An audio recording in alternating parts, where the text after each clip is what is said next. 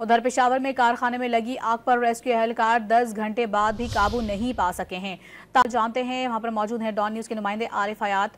आरिफ हयात, बताएगा आग पर काबू पाने के लिए रेस्क्यू ने क्या हिकमती अमली अपनाई है अब, क्योंकि तकरीबन 10 घंटे गुजर चुके हैं।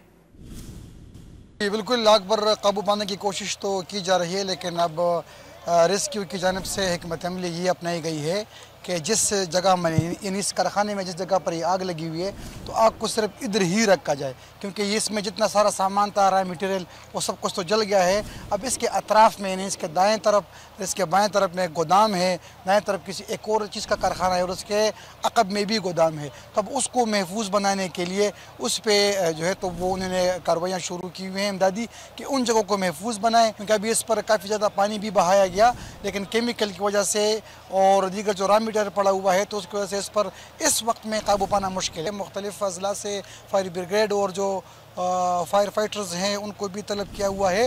इस इलाके में सिर्फ ही इंडस्ट्रीज़ हैं, बिजली की जो मेन ट्रांसमिशन लाइन है उनको भी बंद किया हुआ है, गैस की सप्लाई भी इस इलाके में मुनक़ता की हुई है ताकि मज़ीद नुकसानात ना हो।